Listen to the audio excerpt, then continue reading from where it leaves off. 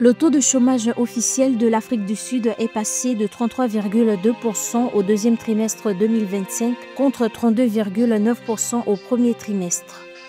Le Trésor public du Togo a levé le 11 août 2025 33 milliards de francs CFA, soit 59,4 millions de dollars sur le marché financier de l'Union monétaire ouest-africaine UMOA.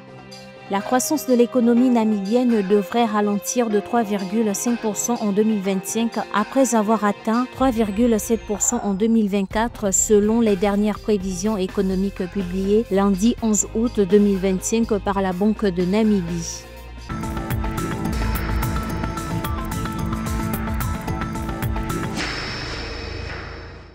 Le taux de chômage en Afrique du Sud continue d'augmenter. Selon les récentes données de Statistics South Africa, le taux de chômage s'est élevé à 33,2% au deuxième trimestre 2025 contre 32,9% au trimestre précédent, marquant ainsi une deuxième hausse consécutive. Le nombre de chômeurs a augmenté de 140 000 personnes, atteignant un total de 8,4 millions, tandis que l'emploi n'a progressé que de 19 000 postes, portant le total des personnes occupées à 16,8 millions. En parallèle, la population active a enregistré une hausse modeste de 0,6% avec 159 000 individus supplémentaires en quête d'un emploi. Le nombre de chômeurs a augmenté. Nous sommes passés de 8,2 millions à 8,4 millions. Et c'est certain que cela a augmenté l'éloignement de 0,3% du 32,9% que nous avons enregistré au premier trimestre 2025 à 33,2%.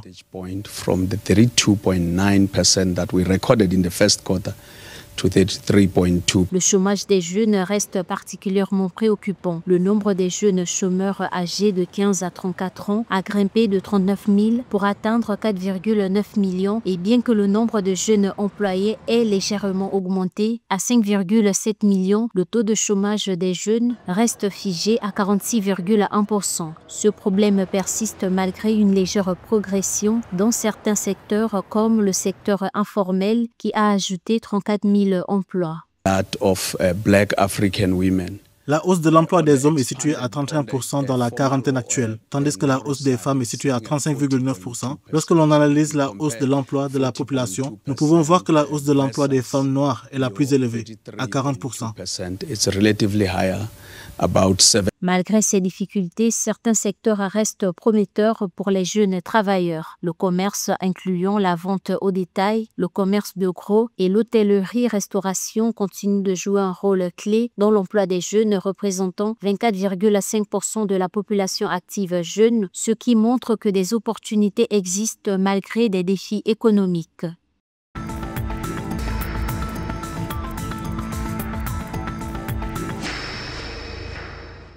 Le Trésor public du Togo a levé le 11 août 2025 33 milliards de francs CFA, soit 59,4 millions de dollars sur le marché financier de l'Union monétaire ouest-africaine UMOA via une émission de bons assimilables du Trésor d'une maturité de 91 jours. Le montant initialement recherché était de 30 milliards de francs CFA et le montant total des soumissions 60,076 milliards de francs CFA, soit un taux de couverture de 200,32%.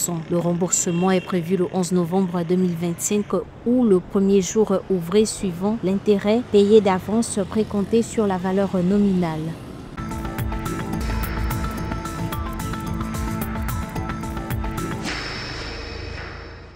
La croissance de l'économie namibienne devrait ralentir de 3,5% en 2025 après avoir atteint 3,7% en 2024 selon les dernières prévisions économiques publiées le 11 août 2025 par la Banque de Namibie. Ce ralentissement s'explique principalement par des performances en baisse dans les secteurs de l'agriculture, de l'exploitation minière et de l'industrie manufacturière. Dans son rapport économique du mois d'août, la Banque centrale indique que la contraction des industries primaires, notamment celle de l'élevage, est au cœur de cette décélération.